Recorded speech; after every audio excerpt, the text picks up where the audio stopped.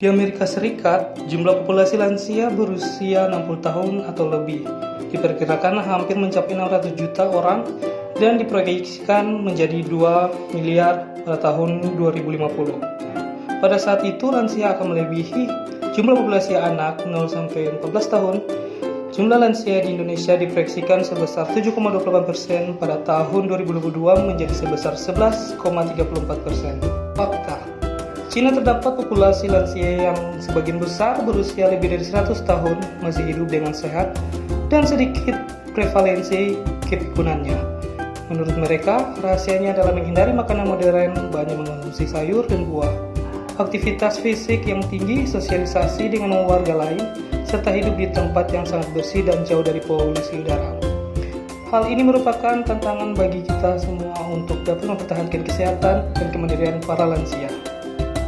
Asas pendekatan dan jenis pelayanan kesehatan lansia. Asas menurut WHO tahun 1991 adalah to add life to the years that have been added to life, dengan prinsip kemerdekaan, partisipasi, perawatan, pemenuhan diri, dan kehormatan. Asas yang dianut oleh Departemen Kesehatan Republik Indonesia adalah meningkatkan mutu kehidupan, lanjut usia, meningkatkan kesehatan, dan memperpanjang usia. Menurut World Health Organization 1982, pendekatan yang digunakan adalah sebagai berikut. Yang pertama, menikmati hasil pembangunan. Yang kedua, masing-masing lansia mempunyai keunikan. Yang ketiga, lansia diusahakan mandiri dalam berbagai hal. Yang keempat, lansia turut memilih kebijakan. Yang kelima, memberikan perawatan di rumah. Yang keenam, pelayanan harus dicapai dengan mudah. Dan yang terakhir, mendorong ikatan akrab antar kelompok, antar generasi. Jenis pelayanan. Jenis pelayanan kesehatan terhadap lansia meliputi 5 upaya kesehatan, yaitu peningkatan promotion, yang kedua pencegahan atau preventif, yang ketiga diagnosis dini, dan keempat pengobatan, pembatasan kecacatan disabilitas, dan pemulihan rehabilitation. Promotif. Upaya promotif merupakan proses advokasi kesehatan untuk meningkatkan dukungan klien, tenaga profesional, dan masyarakat terhadap praktik kesehatan yang positif menjadi norma-norma sosial.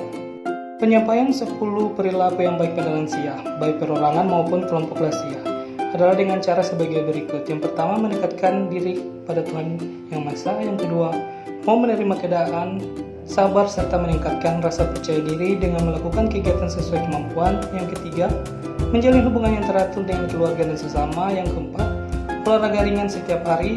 Yang kelima, makan sedikit tapi sering, memilih makanan yang sesuai, dan banyak minum air putih. Yang keenam, berhenti merokok dan minuman keras. Yang ketujuh, kembangkan hobi dan minat sesuai kemampuan. Yang kedelapan, tetap memelihara hubungan harmonis dengan pasangan. Dan yang terakhir, memeriksa kesehatan secara teratur. Preventif mencakup pencegahan primer, sekunder, dan tersier. Melakukan pencegahan primer meliputi pencegahan kesehatan pada lansia sehat, tidak ada penyakit, dan promosi kesehatan. Jenis pelayanan pencegahan primer adalah sebagai berikut. Yang pertama, konseling atau berhenti merokok dan minum beralkohol. Dukungan nutrisi, eksersis, keamanan di dalam dan sekitar rumah, manajemen stres, dan penggunaan medikasi yang tepat. Preventif mencakup pencegahan primer, sekunder, dan tersier. Melakukan pencegahan primer meliputi pencegahan kesehatan pada lansia sehat, tidak ada penyakit, dan promosi kesehatan. Jenis pelayanan pencegahan primer adalah sebagai berikut. Yang pertama, konseling atau berhenti merokok dan minum beralkohol. Dukungan nutrisi, eksersis, keamanan di dalam dan sekitar rumah, manajemen stres, dan penggunaan medikasi yang tepat. Kedua, melakukan pencegahan sekunder meliputi pemeriksaan terhadap penderita tanpa gejala hingga penderita mengidap faktor risiko, kontrol hipertensi, deteksi dan pengobatan kanker, screening atau pemeriksaan rektal, mamogram, pap smear, gigi mulut, dan lain-lain. Yang ketiga, melakukan pencegahan tersier dilakukan setelah terdapat gejala penyakit dan cacat, mencegah cacat bertambah dan ketergantungan, serta perawatan terhadap tahap 1. Yang kedua, perawatan di rumah sakit. Yang ketiga, rehabilitasi pasien rawat jalan, perawatan jangka panjang. Jenis pelayanan pencegahan tersier mencegah berkembangnya gejala dengan memfasilitasi rehabilitasi dan membatasi ketidakmampuan akibat kondisi kronis, misalnya osteoporosis atau inkontinensia urin atau fekal. Mendukung usaha mempertahankan kemampuan berfungsi. Early diagnosis and prompt treatment Diagnosis ini dapat dilakukan lansia sendiri atau petugas profesional atau petugas institusi. Yang pertama, oleh lansia sendiri dengan melakukan tes diri. Screening kesehatan memanfaatkan kartu menuju kesehatan atau KMS lansia, memanfaatkan buku kesehatan pribadi atau BKB, serta penandatanganan kontrak kesehatan. Yang kedua, oleh petugas profesional dan tim pemeriksaan status fisik, wawancara masa lalu dan saat ini, obat yang dimakan atau diminum, riwayat keluarga dan lingkungan sosial, kebiasaan merokok atau meminum alkohol. Pemeriksaan fisik, diagnostik seperti pemeriksaan darah lengkap, pemeriksaan pelvis dan rektum, gerakan sendi, kekuatan otot, penglihatan, pendengaran, dan lain-lain.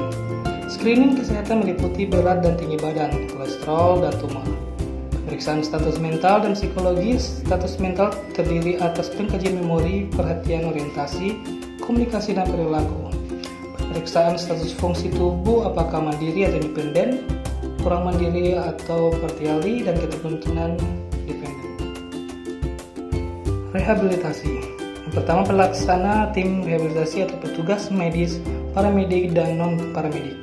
Yang kedua, prinsip pertahankan kenyamanan lingkungan istirahat dan aktivitas mobilitas. Yang ketiga, pertahankan kecukupan nutrisi.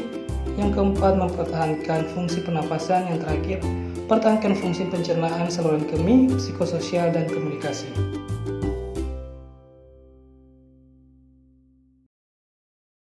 Bingung mau kuliah di mana?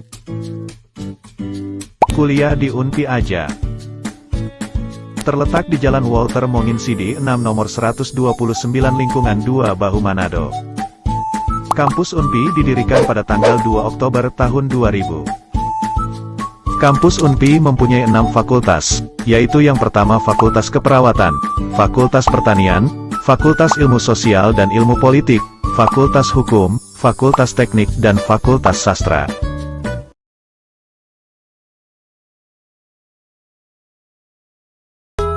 Info selengkapnya bisa dilihat di media sosial Unpi.